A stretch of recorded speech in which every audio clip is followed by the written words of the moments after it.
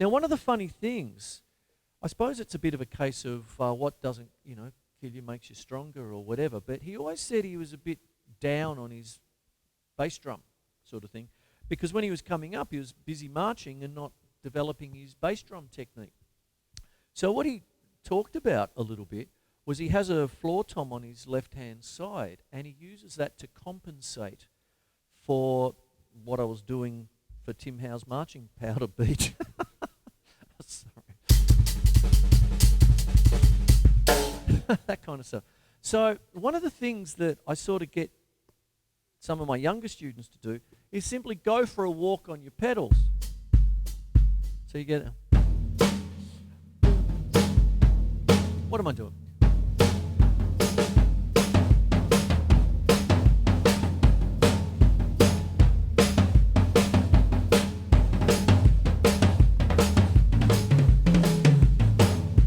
So just right, left, right, left, right, left, right, left, and then you're putting things in between. So I'm sort of, thinking like,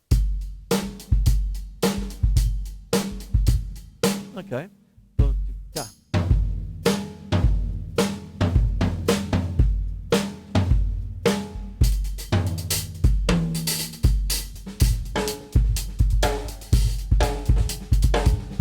So on it goes, you see. So you get different things happening to compensate for maybe something that you're a bit down on. I sometimes have to, that's not, why doesn't he just practice his bass drum technique or whatever?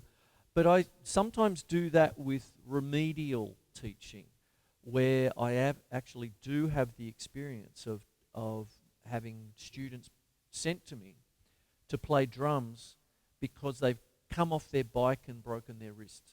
And so all of a sudden,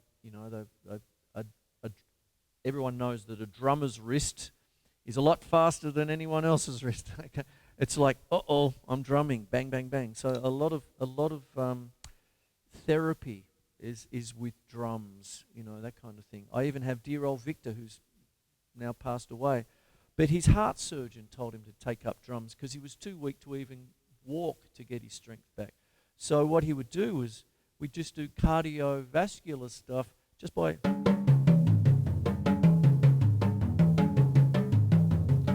It's almost like Tai Chi for drums, that kind of thing. That's what I used to call it. And so sometimes there's a remedial thing. So what sometimes happens is that sometimes you might set up your drum kit in a certain way to create because of what you've got to do. This is why I've got this big-ass drum kit here, because here is when I'm doing shows like this, I might go to melodic drumming, which is... classical percussion, and that's what I do when I'm doing classical percussion stuff, so it's there. And then what happens is I've got the different symbols for colours,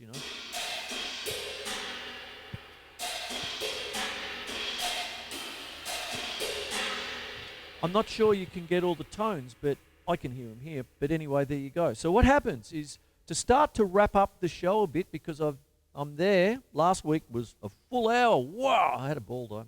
And what happens is you could just do this. Bum, ba, ba. Oh, what am I doing? Bum, ba, bum, ba, ba, ba. Oh, Mickey. Mickey. Mickey. There's Mickey by Tony Basil. How about Ma Sharona?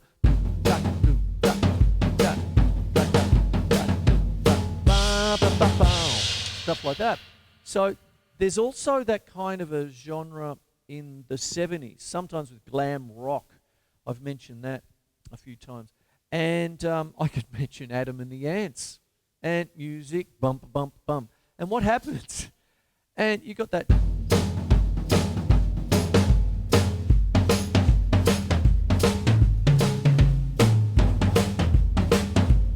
See, the in-betweens, you see. But you can stay solid on the kick. And there you go.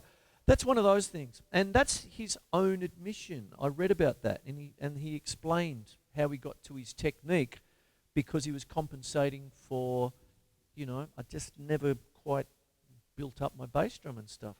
But nevertheless, he's in the top 100 somewhere, so he's fantastic. So there you go. And there's that bit there. Brian Eno, who I'm a big rap for because I use some of his apps when I'm doing my little excursions, my concoctions with triggers and stuff.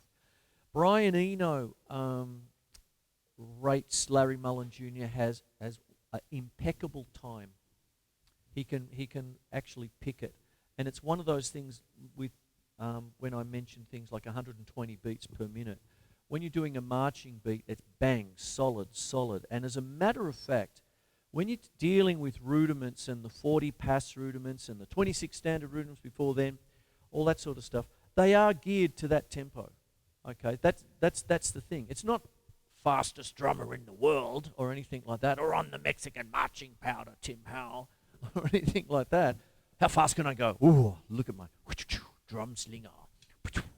No, it's 120. There's a reason, and that's what goes on. So one of the things is if you're going to learn the rudiments, get them to 120 beats per minute. That's what you need to do, and all that. Anyway, there you go. I'm going to wrap the show up now. I think I've pretty much covered most things, haven't I? Tim Howell?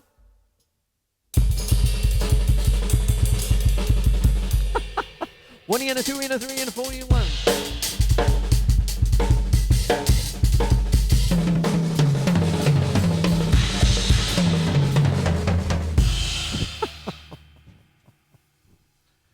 I don't know.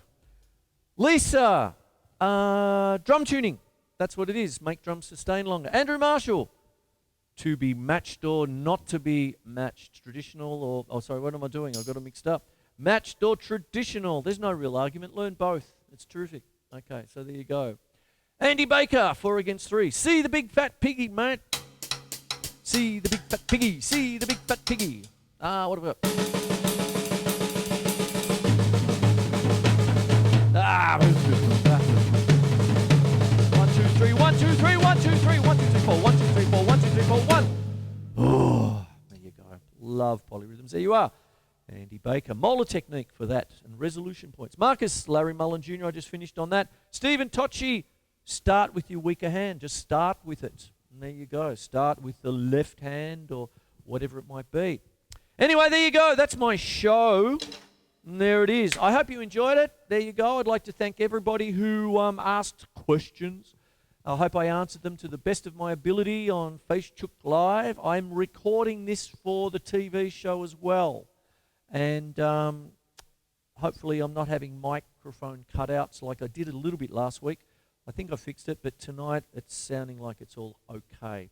And I'm working on improving the sound of the iPhone thing. The immediacy of it is what I like. I'm unplugging. I'm out of here. And have a great Friday night. Take care. Have a few beers.